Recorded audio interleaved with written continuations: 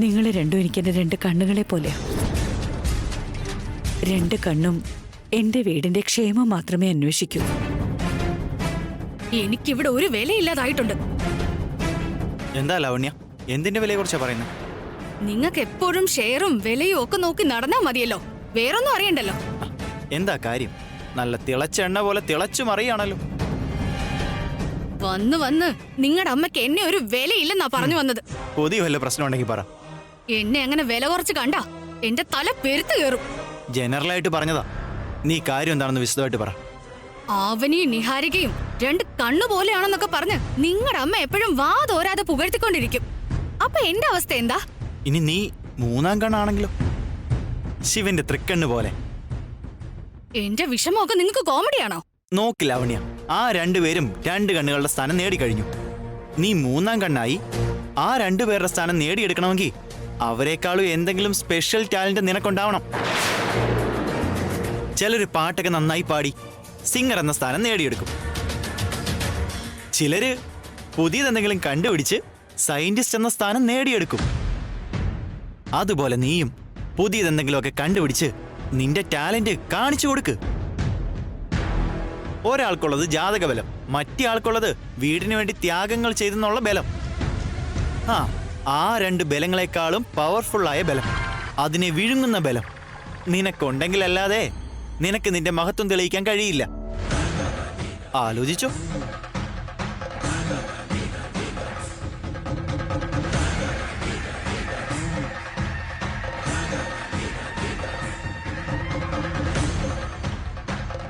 Yes, ഞാൻ ആരാണെന്ന് ഞാൻ കാണിച്ചു തരാം.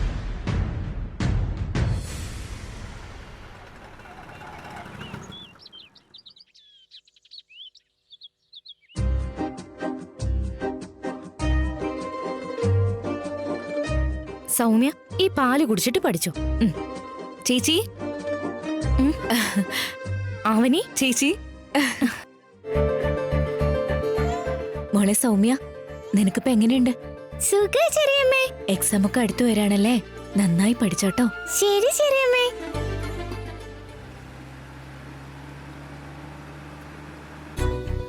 ശരി, ഞാൻ ചായ എടുത്തോണ്ട് വരാം, നീ ഇരിക്കേ. അയ്യോ ചേച്ചി, ഇപ്പൊ ഒന്നും എടുക്കാൻ നിൽക്കണ്ട. വാ, നിങ്ങളിത് എവിടെ ഇരുന്നേ?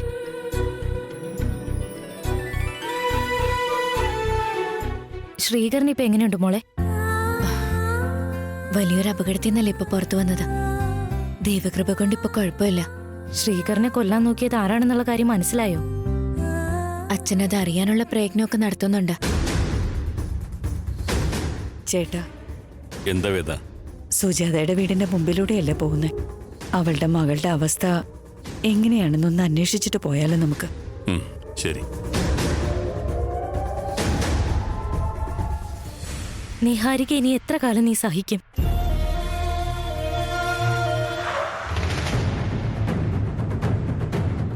അതാ എനിക്ക് മനസ്സിലാവാത്തെ. ഓരോ ചുവടിലും ഞാൻ അവൾക്ക് എതിരെ നിൽക്കുവാണെന്ന് പറഞ്ഞ് എന്നോടുള്ള അവളുടെ ദേഷ്യം ഇരട്ടിച്ചോണ്ടിരിക്കുക. എന്നെ ആ വീട്ടിൽ നിന്ന് പുറത്താക്കാൻ വേണ്ടി അവൾ പറ്റുന്ന പോലൊക്കെ ശ്രമിക്കുന്നുണ്ട്.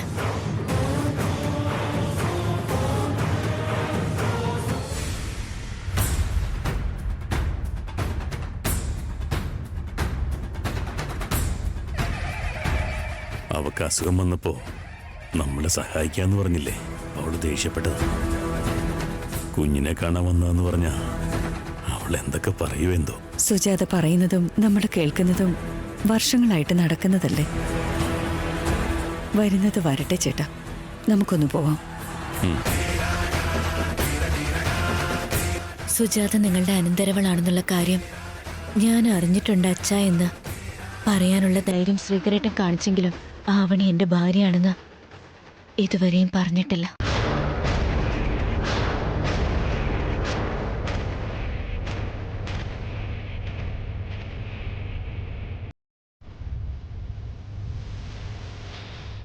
ഞാൻ ശ്രീകരേട്ടന്റെ ഭാര്യയാണെന്ന സത്യം അവരറിയുന്നത് വരെ എന്റെ ദുരിതങ്ങൾക്ക് അന്ത്യം ഉണ്ടാവില്ല.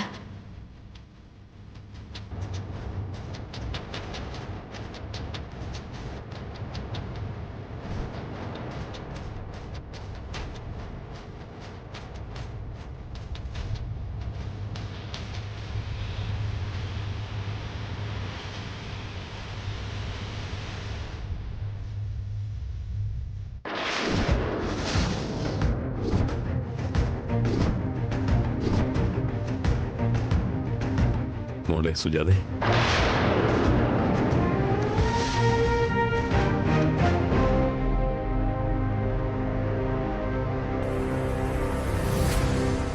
എന്തിനാ വന്നത്? നിന്റെ മോളുടെ ഓപ്പറേഷൻ കഴിഞ്ഞല്ലേ മോളെ, ഒന്ന് കാണാമെന്നതാ. അതിന്റെ ആവശ്യമില്ല. നിങ്ങൾ പുറത്തേക്ക് പോയിക്കോ. നടന്നതൊക്കെ ശ്രീകരൻ ഞങ്ങളോട് പറഞ്ഞു മോളെ. 5 ലക്ഷം രൂപ തന്ന് ഓപ്പറേഷന് സഹായിച്ചത് മുതല് നീ ആരാണെന്ന് തിരിച്ചറിഞ്ഞ കാര്യം വരെ എല്ലാം പറഞ്ഞു. എത്രയോ തവണ ഞങ്ങളിവിടെ വന്നിട്ടുണ്ട്.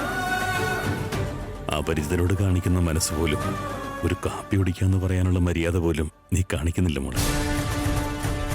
ഈ ഒരു സമയത്തെങ്കിലും ഞങ്ങളുടെ ദേഷ്യം കാണിക്കാതിരുന്നൂടെ മോളെ?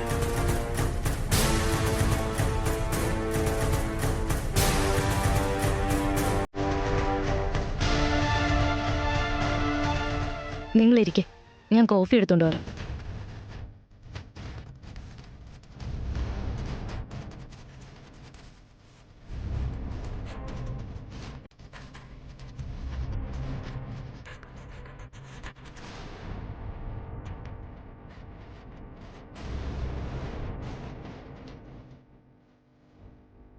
മോളെ,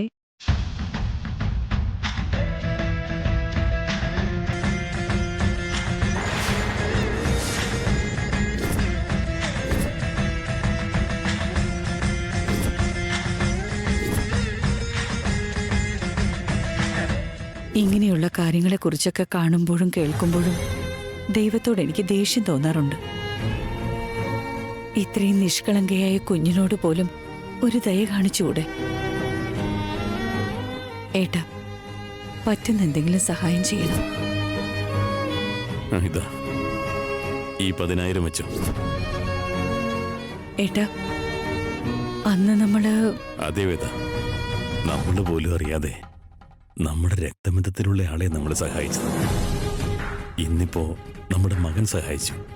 ദൈവത്തിന്റെ ലീലകൾ ഇങ്ങനെയൊക്കെയാ വേദ.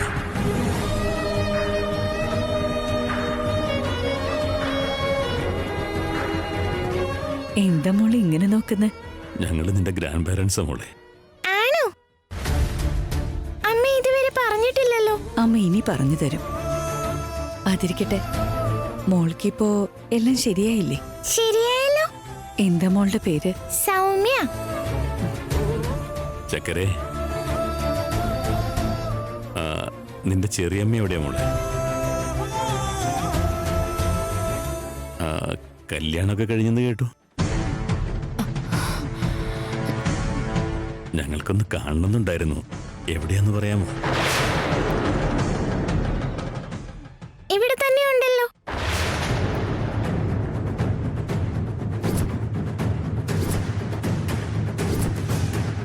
ഇത്രയും നേരം പുറത്തുണ്ടായിരുന്നു. ഇപ്പൊ അകത്തെ റൂമിലേക്ക് കയറിപ്പോയി.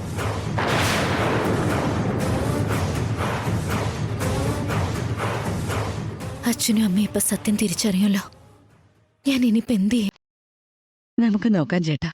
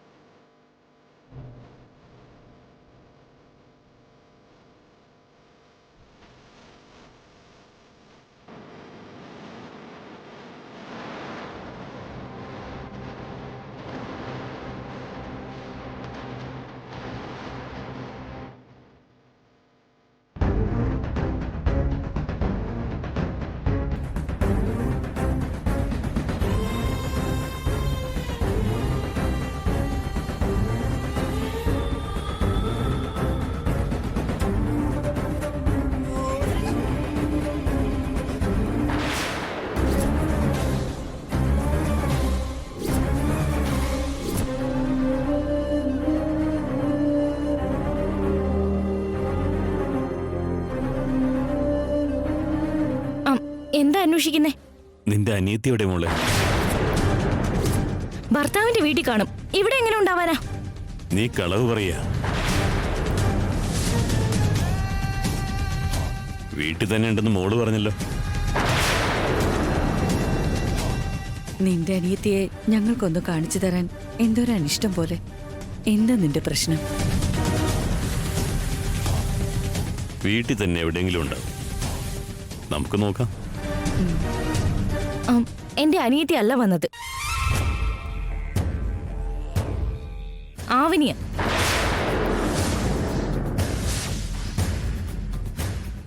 അപ്പൊ ചെറിയമ്മന്ന് അവള് പറഞ്ഞത്?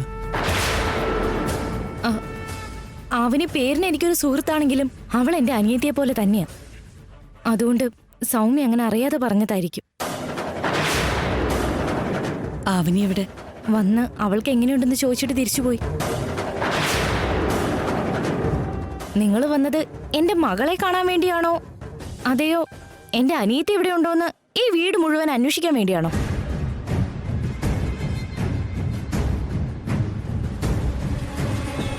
നിങ്ങൾ ഈ കോഫി കുടിക്കുക.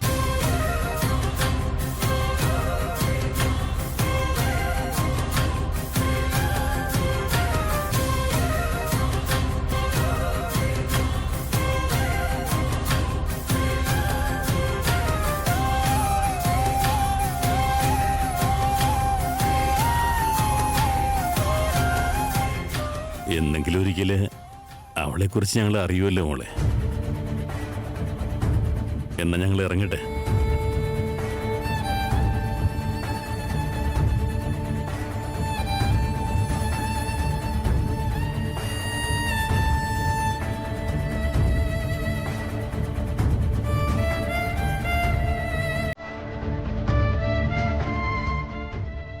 അവര് പോയി, നീ ഇറങ്ങി വാ. അവന്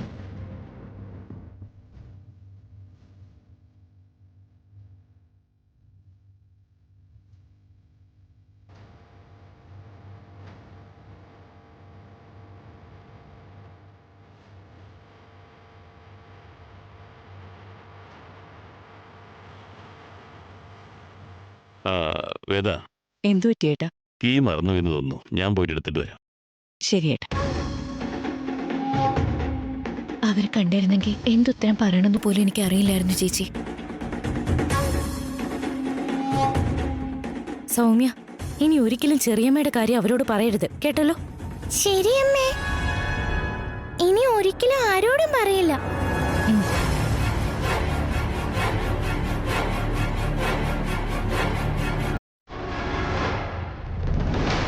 കാറിന്റെ key. Thank you. Bye. By.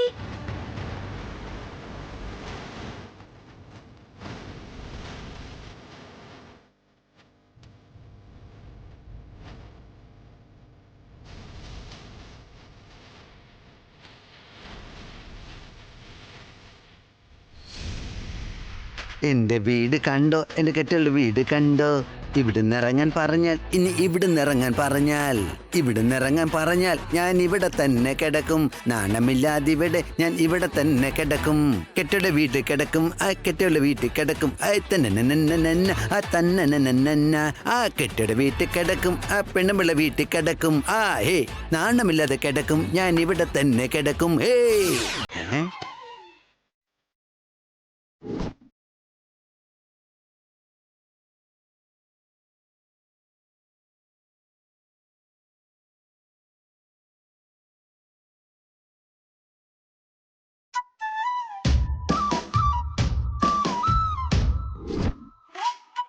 അത്ഭുതം, മഹാത്ഭുതം. ബന്ധുമിത്രാദികളെ, അത്ഭുതം, മഹാത്ഭുതം. എല്ലാവരും വന്നാട്ടെ, ഓടി ഓടി വന്നാട്ടെ, വേഗം വാ. എല്ലാവരും ഇറങ്ങി വാ, വേഗം വാ. നിങ്ങൾക്ക് ഞാനൊരു അത്ഭുതം കാണിച്ചു തരാം. പെട്ടെന്ന് ഇറങ്ങി വന്നാട്ടെ. വല്യളിയ, കുഞ്ഞളിയ, അച്ഛാ. All ladies, please come fast. വരൂ, വേഗം വരൂ. വന്നില്ലെങ്കിൽ നഷ്ടം നിങ്ങൾക്ക് മാത്രമാണ്. ഒന്ന് പെട്ടെന്ന് വാ വസന്ത. അത്ഭുതം, മഹാത്ഭുതം. ഇത് നിങ്ങൾ ഇതുവരെ കണ്ടിട്ടില്ലാത്ത മഹാത്ഭുതമാണ്. എന്തു പറ്റി? എന്താ ഇങ്ങനെ വിരളി പിടിച്ച കാളെ പോലെ? അതല്ല, ബി ഗ്രേഡ് തിയേറ്ററിന് മുമ്പ് ബ്ലാക്കിന് ടിക്കറ്റ് വെക്കുന്നത് പോലെ എന്താ ഇങ്ങനെ വിളിച്ചു പറയുന്നത്? നമ്മുടെ വീടിനുള്ളില് അമ്മ പ്രത്യക്ഷപ്പെട്ടു. എല്ലാവരും ഒന്നങ്ങോട്ട് നോക്കിക്കേ.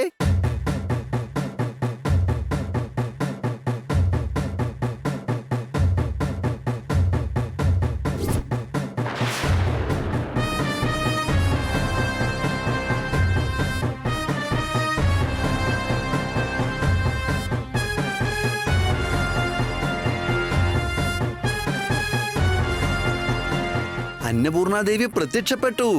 എല്ലാവരും പോയി സാഷ്ടാംഗം വീണ് പ്രണമിക്കാം. വന്നാട്ടെ, വേഗം വാ, വരൂ.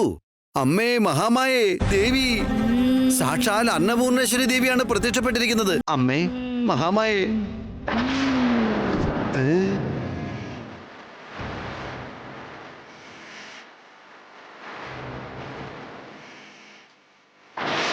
നീയോ? ഞാനാടാ. എന്താന്ന് ഡാന്നോ? അതേടാ. എന്നെ അങ്ങനെ വിളിക്കല്ലേ. ലാവണ്യയുടെ ദേഹത്ത് അമ്മ കയറിയതാ അളിയ.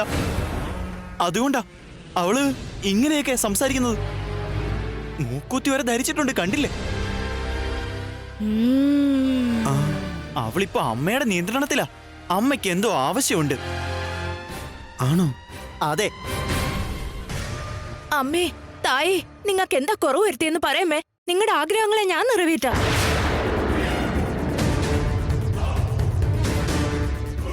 ഒന്ന് കുറവുണ്ട്. എന്താ അത്? അംഗീകാരം. സാക്ഷാൽ അന്നപൂർണേശ്വരി ദേവിയല്ലേ പുറത്തുള്ള ഗ്രാമങ്ങളില് ആളുകള് തലയിലേറ്റി നടക്കുക.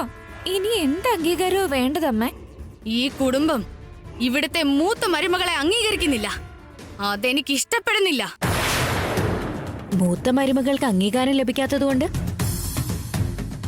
നിങ്ങളും ബുദ്ധിമുട്ടി വന്നതാണോ? ഇത് വളരെ വലിയ കാര്യമാണല്ലോ അമ്മേ. അച്ഛാ, ഏട്ടത്തിയുടെ ദേഹത്ത് കയറിയതേ അമ്മയല്ലെന്നാ തോന്നുന്നേ. ഏതോ ദുഷ്ട ആത്മാവായിരിക്കും. റിസ്ക് എടുക്കണ്ട അച്ഛാ. ഉസ്താദിനെ വിളിക്കല്ലേ നമുക്ക്? ഉസ്താദിനെ വിളിക്കുന്നത് എന്തിനാ? ഏട്ടത്തിയെ പിടിച്ച സൈത്താനെ അടിച്ചോടിക്കാൻ വേണ്ടി. അതായത് മുടി പിടിച്ചിട്ട് ഇങ്ങനെ കറക്കി വാരി വലിച്ചിട്ട് അടിക്കില്ലേ അളിയ? ആ, അത് തന്നെ അളിയാ. മൂക്കിന്റെ ഉള്ളിൽ നിന്ന് പുക വരുന്ന പോലെ വലിച്ചടിക്കില്ലേ അളിയ? ആ, അതെ അളിയാ. ഏട്ടത്തിയുടെ എല്ലാം പൊടിച്ച് വെള്ളമാക്കും. ഓ, എന്നാ ഇനിയിപ്പോ വൈകിക്കണ്ട, ഉടനെ തന്നെ പോയി വിളിച്ചോണ്ട് വരൂ. ശരി. ശ്രീകർ നിക്ക്.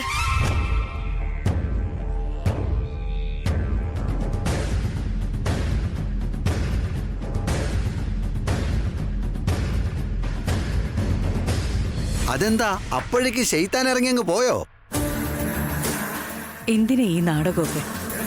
നാടകോ? അപ്പോ ലാവണ്യ ചേച്ചിക്ക് ബാധയൊന്നും കേറിയില്ലേ?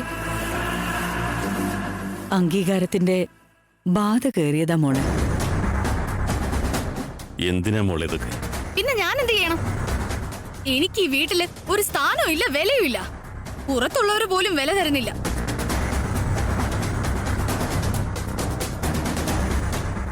എപ്പോ നോക്കിയാലും ആവനിയെ കുറിച്ച് നിഹാരികയെ കുറിച്ച് സംസാരിക്കുന്ന അല്ലാതെ എന്നെ കുറിച്ച് എവിടെയെങ്കിലും നിങ്ങൾ നാളെ നല്ല വാക്ക് പറഞ്ഞിട്ടുണ്ടോ? ഞാൻ ചെയ്ത എന്തെങ്കിലും കാര്യങ്ങൾ ഇവിടെ ആരെങ്കിലും ശ്രദ്ധിക്കുന്നുണ്ടോ? അതുകൊണ്ടാ നമ്മുടെ ആചാരങ്ങളുടെ മൂല കാരണമായ ഈ മൂക്കുത്തി ഞാനെടുത്ത് ധരിച്ചത്.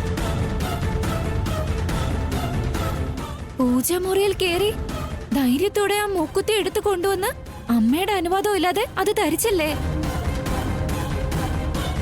സത്യത്തില് ആ മൂക്കുത്തി എടുത്ത് ധരിക്കാനുള്ള അർഹത ഈ വീട്ടില് അമ്മ കഴിഞ്ഞാ പിന്നെ എനിക്കല്ലാതെ മറ്റാർക്കുമില്ല. ചേച്ചി ഈ കാണിച്ചു കൂട്ടിയതൊന്നും അമ്മ കാണുന്നില്ലേ? നിങ്ങൾ ഇത്ര തരം താഴുമെന്ന് ഞാൻ പ്രതീക്ഷിച്ചതേയില്ല ചേച്ചി. ആദ്യം ആ മൂക്കുത്തി അഴിച്ചേ പൂജാമുറി കൊണ്ടുവെക്ക്. ഞാൻ ഇത് അഴിച്ചു വെക്കില്ല. ഇത് ഞാൻ എന്നും എന്റെ അടുത്ത് വെക്കും. എന്നും ഞാൻ എടുത്ത് ധരിക്കും. എന്താ സംഭവിക്കാന്നൊന്ന് കാണട്ടെ. ജയ് ഹോ ലാവണ്യ, ജയ് ഹോ. നിന്റെ ചങ്കുറപ്പന്റെ മുമ്പിൽ ഞാൻ കൃതാർത്ഥനായിരിക്കുന്നു. നിങ്ങളുടെ അനുവാദമില്ലാതെ പൂജാമുറിയിൽ കാല് വെക്കാൻ പാടില്ല. അങ്ങനെയുള്ളപ്പോ ഇവിടുത്തെ ആചാരങ്ങൾക്കൊക്കെ എതിരായി ലാവണ്യ അവൾക്ക് തോന്നിയ പോലെ പ്രവർത്തിക്കുമ്പോ നിങ്ങൾക്ക് ദേഷ്യം വരുന്നില്ലേ ആന്റി? എന്താ നിങ്ങളൊന്നും പറയാത്തത്? അത് എന്റെ വംശത്തിന്റെ മൂക്കുത്തിയല്ല.